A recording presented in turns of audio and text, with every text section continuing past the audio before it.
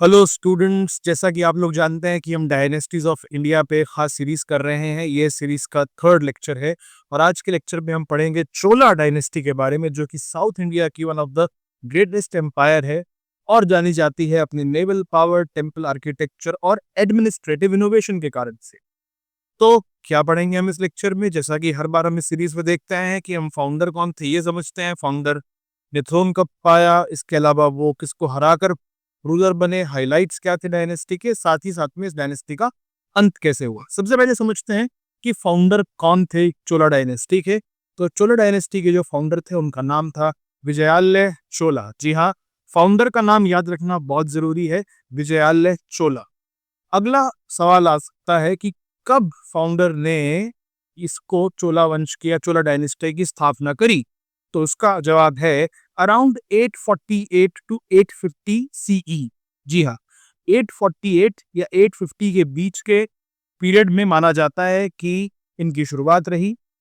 इन्होंने किसको हराकर अपना राजपाट पाया? तो he defeated the Muttaraiyar rulers and captured Tanjore, took advantage of conflict between Pallavas and Pandyas.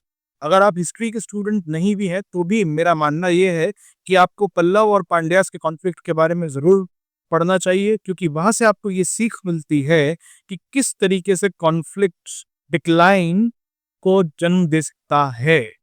आगे बढ़ते हैं और समझते हैं कि इस डायनेस्टी की, चोला डायनेस्टी की क्या कुछ हाइलाइट्स थी।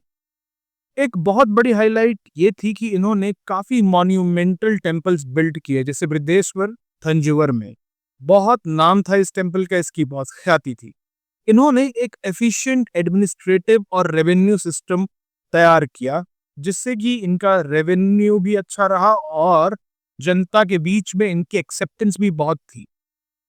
दे एस्टैब्लिश्ड अ पावरफुल नेवी, और इन्होंने साथ ही साथ में अपने आप को एक्सपैंड करने की भी कोशिश की। यानी ये सिर्फ एक रीजन में नहीं रुके, बल्कि इन्होंने रीजन्स के अलावा दूसरे देशों में, ओवरसीज में भी जाने की कोशिश करी। आगे बढ़ते हैं और समझते हैं थोड़े से और कुछ हाइलाइट्स के बारे में। तमिल लिटरेचर, आर्ट, कल्चर, इस सब को बहुत बढ़ावा दिया चोला डायनेस्टी ने। इन्होंने ट्रेड एस्टैब्लिश किया साउथ ईस्ट एशिया और चाइना के साथ, और इंट्रोड्यूस किया इरिगेशन और लोकल सेल्फ गवर्नमेंट सिस्टम्स को।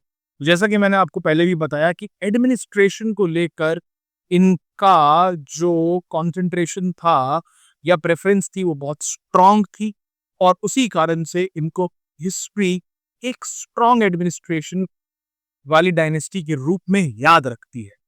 आगे बढ़ते हैं और समझते हैं कि इस डायनेस्टी का अंत कब शुरू हुआ और कौन था वो आखिरी चोला वंश का राजा। तो वो आखिरी राजा चोला वंश के थे राजेंद्र चोला थ्री। और ये डायनेस्टी दरअसल खत्म कब हुई? ये खत्म हुई 1279 सीई में। डेट आप लोग प्लीज नोट किया कीजिए, ये इंपॉर्टेंट है। साथ ही साथ में समझते हैं कि what led to the dynasty fading away. क्या कारण थे कि इस राजवंश का, इस डायनेस्टी का अंत हुआ? सबसे बड़ी दिक्कत थी इन्वेजन्स, पांड्यास और होयलास के द्वारा बार बार किया जाना, युद्ध होना, और कहीं ना कहीं इंटरनल सक्सेशन के कॉन्फ्लिक्ट्स, और जो जगह को लेकर विवाद था, यानी कि पैलेस के डिस्ट्रिक्ट डिस्प्यूट्स थे, उस कारण से भी इन्हें बहुत हानि पहुंची।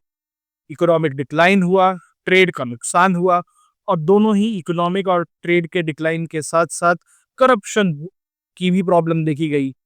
और एडमिनिस्ट्रेशन, जिसको स्टार्टिंग में इतनी केयरफुली प्लेस किया गया था, वक्त के साथ कुवर एग्जीक्यूशन के साथ इनका एडमिनिस्ट्रेशन वीक हुआ, मिलिट्री भी इनएफिशिएंट हुई, और कुछ इस तरह से चोला डायनेस्टी का अंत हुआ।